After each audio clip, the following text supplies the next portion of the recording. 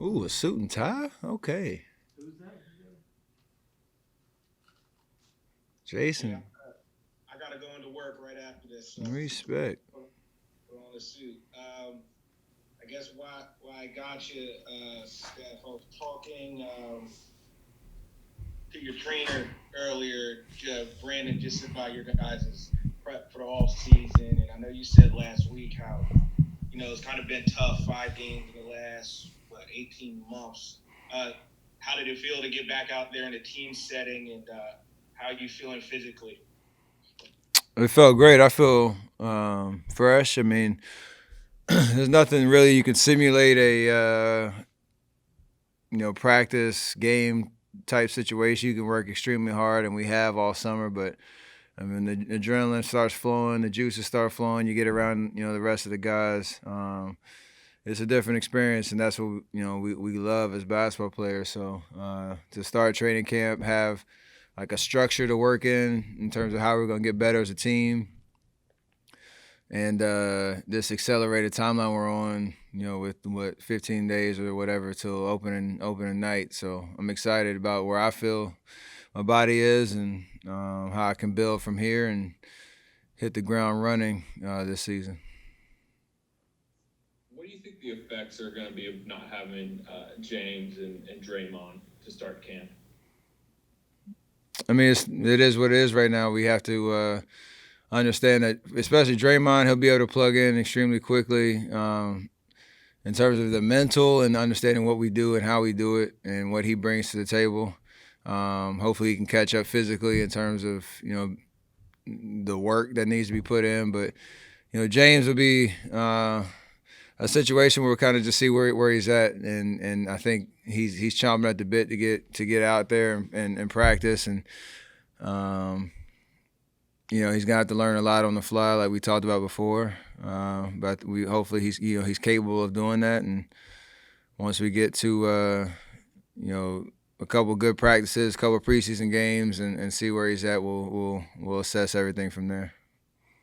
Have you been on like Zoom calls or had conversations with James? Because obviously right now he's kind of probably sitting there trying to, I guess, get the system in his mind without actually having been able to implement it. Not much. I mean, I talked to him a couple weeks ago when I saw him in person before we started prepping for training camp. So talked to him a couple of times just about what to expect, how we're how we see him, gelling and adjusting to our team and what he's going to bring to the table, trying to just get his mind right. But a lot of that work will be done again on the fly as we all kind of build and get to know each other.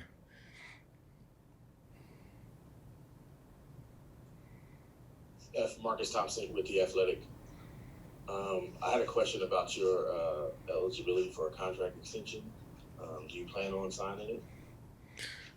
We have conversations. I mean, everything's on the table right now. I know just in terms of everything I talked about being a warrior and what the future holds.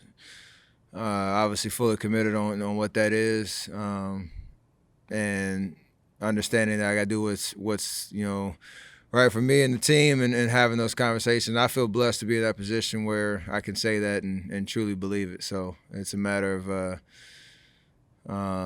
just letting things kind of play out the way that they should, and that's kind of where we're at right now.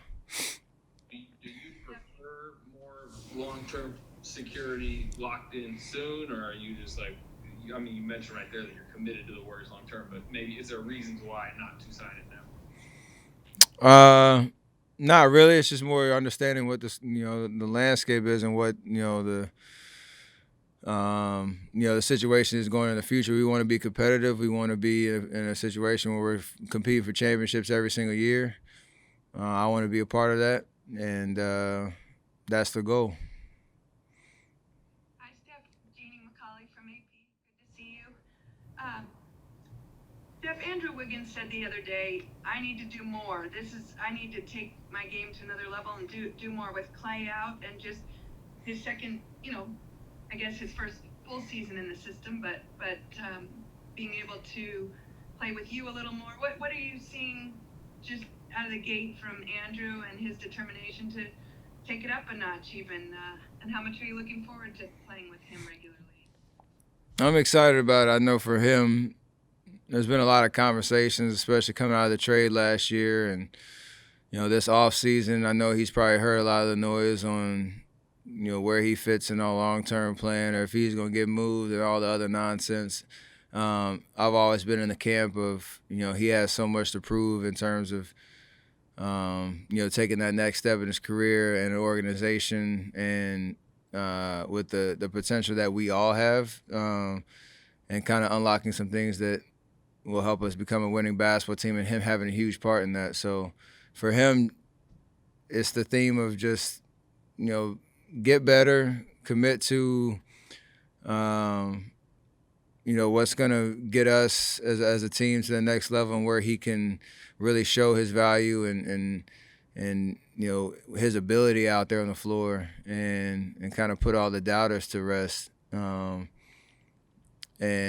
I think he has a huge opportunity to do that this year, and I'm excited about. I know he's put in a lot of work this summer. He looks good, coming into camp, and it's one of those things where he's averaged 20 something a game for his career. He knows how to put the ball in the basket. I think defensively, he's going to show a lot about his potential in terms of being an all defensive type of guy, and we expect that from him.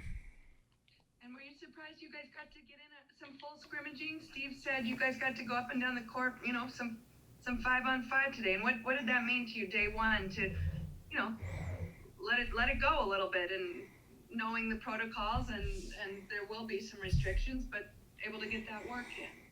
It's most necessary at this point. I mean, we play on Saturday, so it's not a situation where you can kind of tiptoe into it. I think obviously we want to be safe, and smart about how we build up, but we've been doing individual workouts, it seems like, for a whole year. So to be able to just play, get up and down, be basketball players, and not just robots doing workouts, that's helpful. And we'll have a good week this week, and then be able to play some another team on Saturday, and kind of get a gauge of where we're at, and then reassess for next week. So it's just fun to shake the cobwebs off, and we know this is just weird all the way around, but you got to keep everything in perspective. Thank you. Steph, whenever you as you think about this contract decision, whenever you sign it, it's going to take you into 37, 38. Has the time off made you feel any different about how long you want to play? Did the time off maybe add time to it, since you only played 5 games in a certain span? Do you feel like you go longer, 45, 50 maybe? You try to make my wife real angry at me right now. I think about when we play.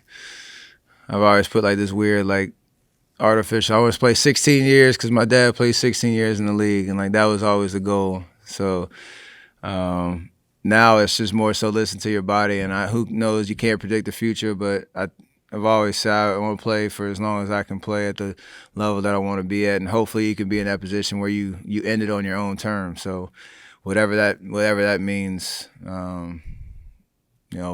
hopefully that is closer to 40. But at the end of the day, to your point, I'm blessed to be in this position, and hopefully the conversation every year as I do get into that age, you see other guys in the league that are always, at the, in that conversation of compete for championships. That's what you want to hold on to for as long as you can.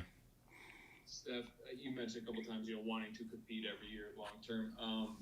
Do you like what the Warriors did this summer, building around you? And do you like where this is headed?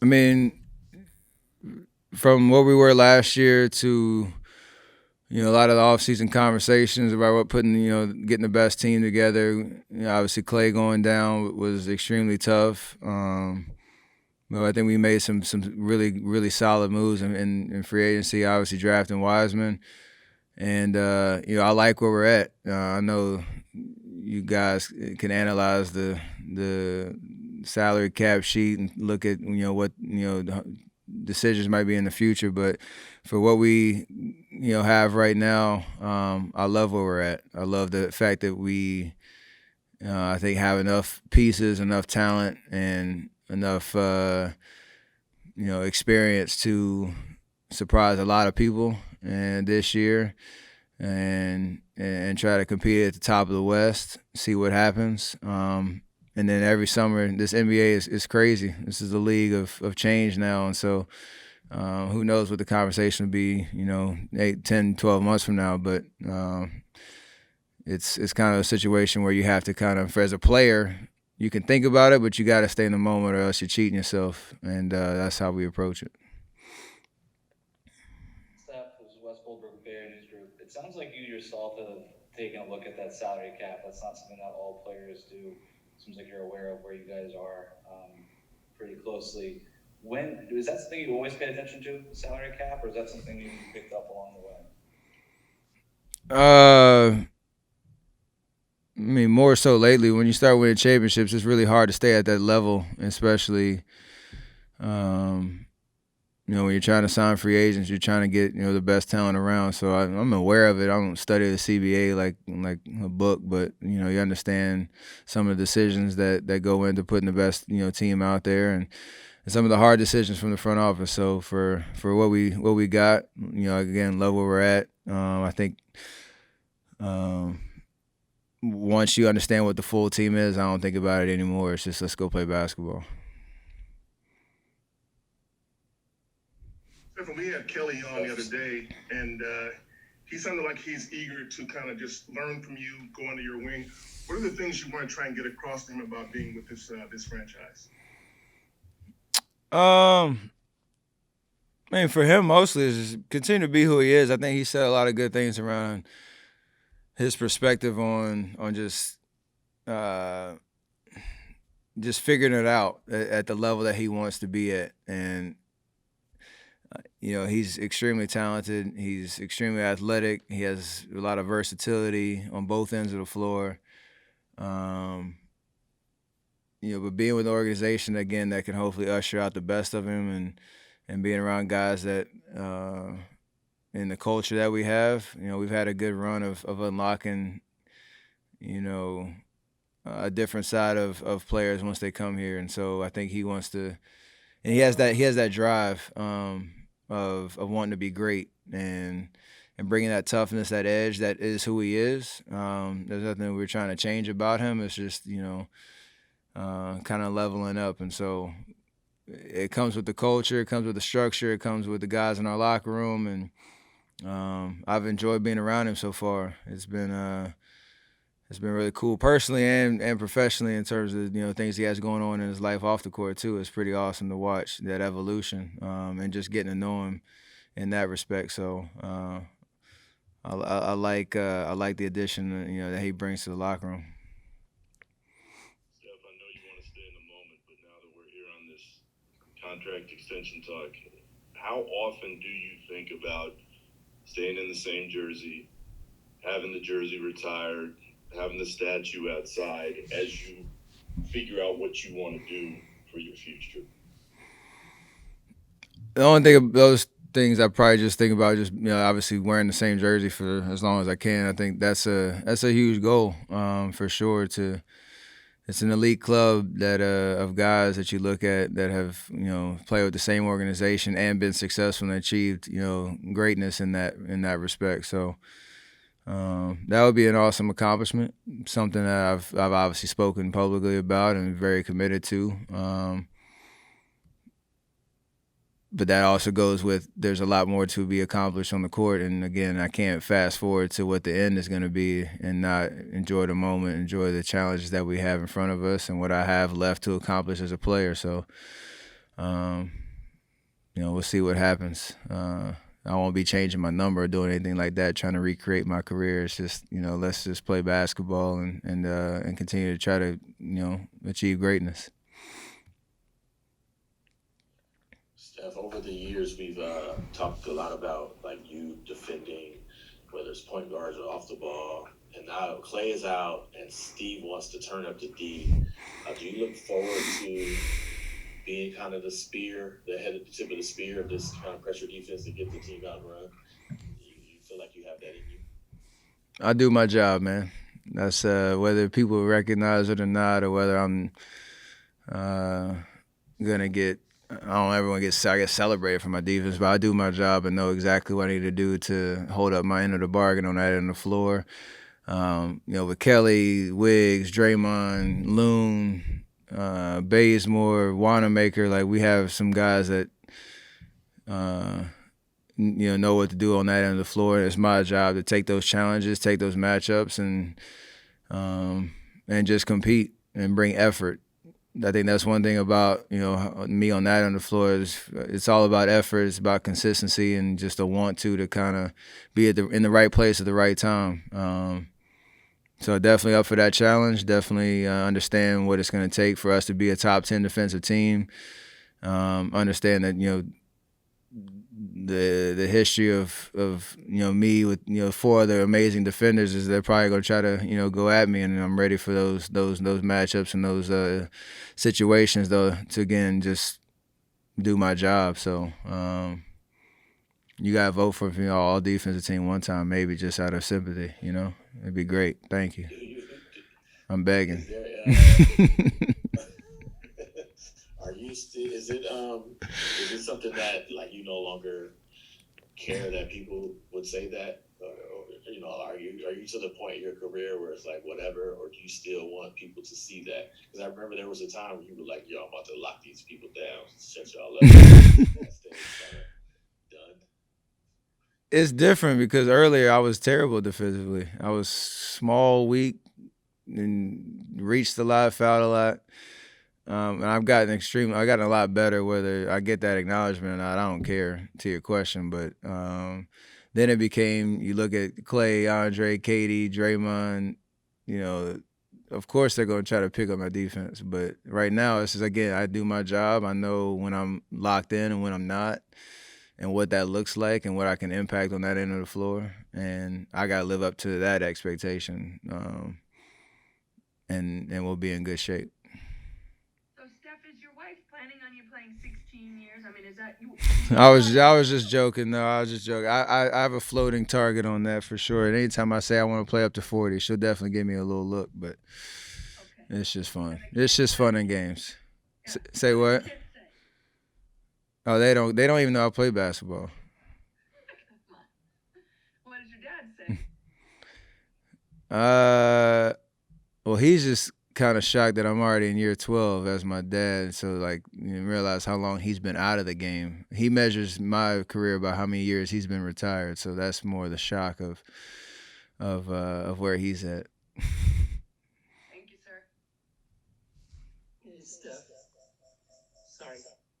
This is Rich with Let's Go Warriors. We can see that you got the Curry brand all over you, and obviously the rollout is coming out real soon this Friday. But I was just wondering if you could give us, loyal local beat writers, any behind-the-scenes morsels on the process as well as the technology that the general public isn't going to hear from you necessarily.